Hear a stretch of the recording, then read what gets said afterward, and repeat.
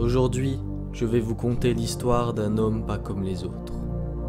Pas comme les autres, car c'est en réalité un demi-dieu. Kratos est en effet le fruit d'une union entre Zeus, roi des dieux, et Callisto, simple mortel. Lui n'a jamais connu son père et ne sait pas qu'il est le fils de Zeus.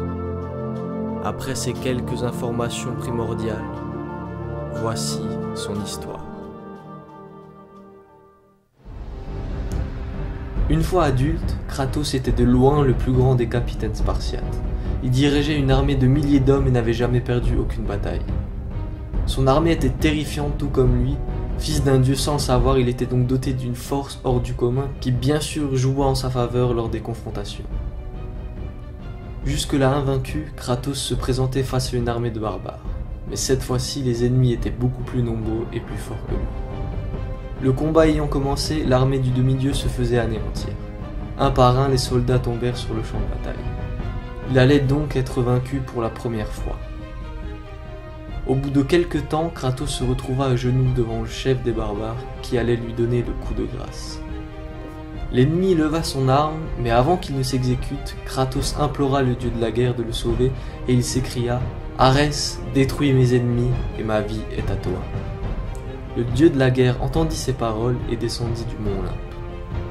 Il réalisa donc son vœu et fit de lui le guerrier le plus puissant de toute la terre. Ma vie est vôtre, Arès. À compter de ce jour, j'exécuterai votre volonté. Après cela, Arès offrit à Kratos les lames du chaos qui s'enroulèrent autour de ses bras et fit de lui son esclave. Une fois les lames du chaos entre ses mains, Kratos n'était plus le même homme. Et d'un seul coup de lame, il trancha la tête du chef ennemi.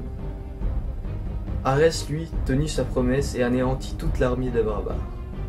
Ainsi donc, Kratos fut victorieux, mais le dieu de la guerre, à qui il offrit son âme, avait d'autres plans pour le Spartiate. Depuis cette bataille, Kratos avait littéralement changé. Il était devenu complètement fou, ne maîtrisait plus ses gestes et ne voyait que mort et sang. Un jour, Arès lui ordonna de détruire un mystérieux village et de lui mettre feu. Kratos et son armée envahirent le champ de bataille. Les villageois ne pouvant se défendre, ce fut un horrible massacre. Kratos s'avança vers le temple du village et là, un oracle parut. L'oracle lui dit qu'il ne devait pas entrer dans le temple et le prévenu que s'il se laissait commander par Arès, il le regrettera jusqu'à la fin de ses jours. Kratos ne voulut rien entendre et entra dans le temple. Dans son élan de colère, il tua toutes les personnes présentes dans le temple, mais parmi eux, il y avait sa femme et sa fille. Pouvait-il oublier qu'il avait fait couler le sang de sa propre famille? Un tour cruel, orchestré par le dieu de la guerre. Ma femme, mon enfant, comment? Elles étaient à Sparte. Vous évoluez comme je l'avais imaginé, Kratos. Maintenant que votre femme et votre fille sont mortes, plus rien ne vous retiendra. Vous allez devenir encore plus fort. Vous allez devenir la mort en personne. Mais tandis que le temple s'embrasait, Kratos réalisa que son véritable ennemi était le dieu qu'il avait autrefois sauvé. Ce même dieu qui lui avait maintenant tout pris. Kratos comprit donc qu'Arès avait tout prévu. Il voulait faire de lui son esclave, mais le guerrier spartiate n'en décida pas ainsi, et s'écria qu'un jour, il vengera sa famille et tuera le dieu de la guerre. Peu après, l'oracle réapparut, et lui dit qu'il aurait dû se méfier et écouter ses conseils. Pour le punir, l'oracle le maudit. Sa peau se recouvrit des cendres de sa femme et de sa fille, pour qu'il se souvienne de toute sa vie de son horrible crime. C'est de là que Kratos devenu le fantôme de Sparte. Depuis le meurtre de sa femme et son enfant, Kratos ne cessait de faire d'épouvantables cauchemars. Cela faisait maintenant 10 ans qu'il était au service des dieux, accomplissant de nombreuses missions, mais il arriva à un point où il ne pouvait plus supporter ces horribles visions. Il demanda alors aux dieux de le pardonner de ses actes et de le laisser vivre en paix après tant d'années à accomplir leur volonté. Cette fois-ci, ses paroles ont été entendues par les dieux et Athéna vint lui parler. Elle lui dit que Arès devient incontrôlable. Il détruit la ville d'Athènes et tue tous les habitants avec son armée sortie des enfers. Depuis que Zeus ordonna qu'aucun dieu ne pouvait tuer un autre, ils reposèrent tout leur espoir sur Kratos. Si je fais ce que vous voulez, si je tue un dieu, alors les visions, elles cesseront. Accomplissez cette ultime tâche, et le passé qui vous consume sera pardonné.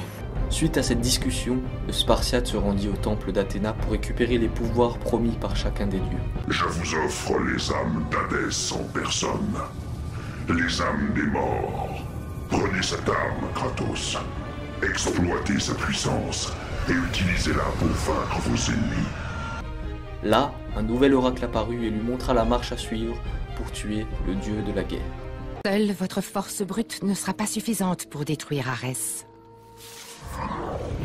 Un seul et unique objet au monde peut vous permettre de vaincre un dieu. La boîte de Pandore, qui repose bien loin des murs d'Athènes, dissimulée par les dieux dans le désert, à l'est. Mais attention, Kratos. Beaucoup sont partis à la recherche de la boîte de Pandore, mais aucun n'est revenu. Dieu de la guerre, je ne vous ai pas oublié. Pour ce que vous avez fait cette nuit-là, cette cité sera votre tombe. La boîte de Pandore était donc le seul moyen pour un mortel de tuer un dieu. Kratos se mit alors en route vers l'est. Il traversa le désert et il combattit monstres, sirènes et d'innombrables créatures pour enfin voir le temple de Pandore. Le temple était attaché par d'énormes chaînes sur le dos de Cronos, père de Zeus, et puni par son propre fils car d'après la légende, il dévorait tous ses enfants pour ne pas qu'ils prennent sa place. Mais Zeus, lui, parvint à s'en échapper, et le condamna à porter le temple sur son dos à jamais. Après plusieurs épreuves accomplies avec succès dans le temple, Kratos parvint jusqu'à la boîte de Pandore. Il était donc le premier mortel à parvenir jusqu'ici. Il pouvait maintenant prétendre à un combat contre le dieu de la guerre. Ainsi, Spartiate, vous avez retrouvé la précieuse boîte de Zeus. Mais vous ne vivrez pas assez longtemps pour l'avoir ouverte. J'y veillerai. Adieu, Spartiate. Vous pourrirez dans les profondeurs des enfers pour l'éternité tout entière. Pendant que deux harpies envoyées par Arès s'emparaient de la boîte de Pandore, le corps du Spartiate s'éteignit et son âme fut jetée dans les profondeurs des enfers. Maintenant qu'il était mort, les dieux n'avaient aucun moyen de tuer le dieu de la guerre, mais c'était sans compter sur la ruse de Zeus. Peu avant son voyage pour Pandore, Kratos discutait avec un vieil homme qui creusait une tombe. Celui-ci n'avait rien d'extraordinaire jusqu'à maintenant. Pendant que Kratos réussit à surmonter les monstres de l'enfer, il vit une corde arriver devant lui qui lui semblait venir du ciel. Il prit la corde en main et monta jusqu'à disparaître des enfers. Il arriva sur terre et sortit par un trou que le vieillard devant lui avait creusé. C'était donc pour cela qu'il creusait cette soi-disant tombe. Il n'y avait maintenant plus aucun doute, c'était Zeus qui s'était déguisé. Et lui avait tout prévu, et en plus de cela, il fit don de sa foudre à Kratos pour l'aider à tuer Arès. Kratos avait maintenant assez de pouvoir pour défier le dieu de la guerre. Enfin, presque. La boîte de Pandore, elle, était entre ses mains. Voyez-vous maintenant ce que votre fils peut faire? Vous avez préféré Athéna, mais sa cité n'est plus qu'une ruine à présent. Et maintenant, même la boîte de Pandore est mienne. Voulez-vous que je l'utilise contre l'Olympe? Kratos, vous êtes revenu des enfers. C'est tout ce dont vous êtes capable, père? Vous envoyez un mortel affaibli pour me vaincre, moi, le dieu de la guerre?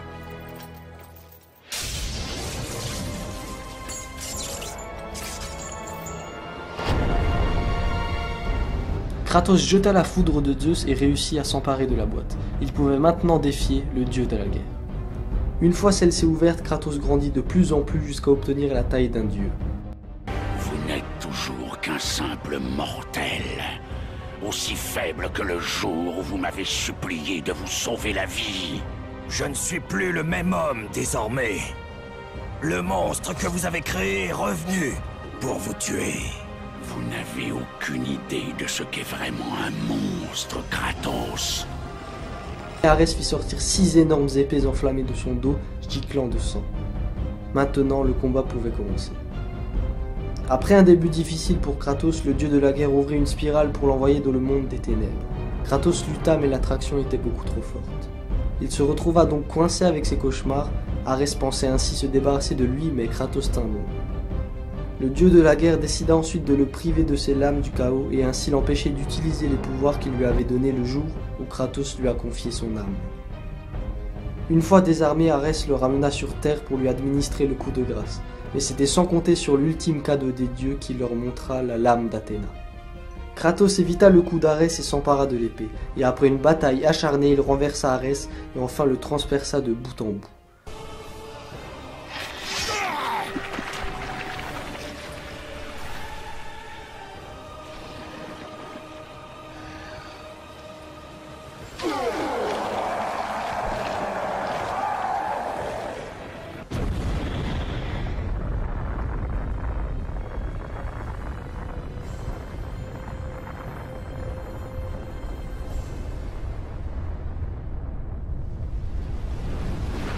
Le dieu de la guerre était maintenant mort et Athènes sauvée, mais ce n'était pas le cas de Kratos. Lui pensait que ses cauchemars cesseraient, mais ils étaient de plus en plus nombreux et de plus en plus forts. Les dieux l'avaient donc trahi. Ils voulaient bien le pardonner, mais jamais lui faire oublier le meurtre de sa famille et cesser ses cauchemars. Kratos décida alors qu'il n'avait plus aucune raison de vivre. Il gravit la plus haute montagne de Grèce et se jeta dans le vide. Les dieux de l'Olympe m'ont abandonné.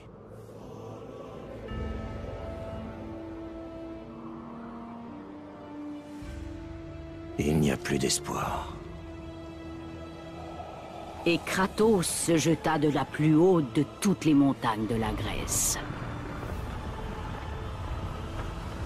Après 10 ans de souffrance, 10 ans de cauchemars ininterrompus, tout cela allait enfin finir. La mort lui permettrait d'échapper à la folie.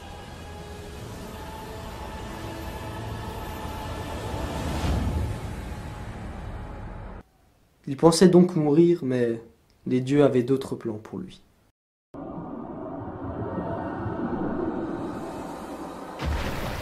Soulevé tel une plume, Kratos fut enlevé à la mer et déposé sur la terre ferme. Vous ne mourrez pas aujourd'hui, Kratos. Les dieux ne peuvent permettre qu'un homme les ayant si bien servis périsse de cette façon. Les tactiques d'Arès étaient brutales. Sa progression destructrice devait être arrêtée. Mais il y a à présent un trône vide dans l'Olympe. Et il nous faut un nouveau dieu de la guerre. Montez ces marches, Kratos. Elles mènent à votre ultime récompense.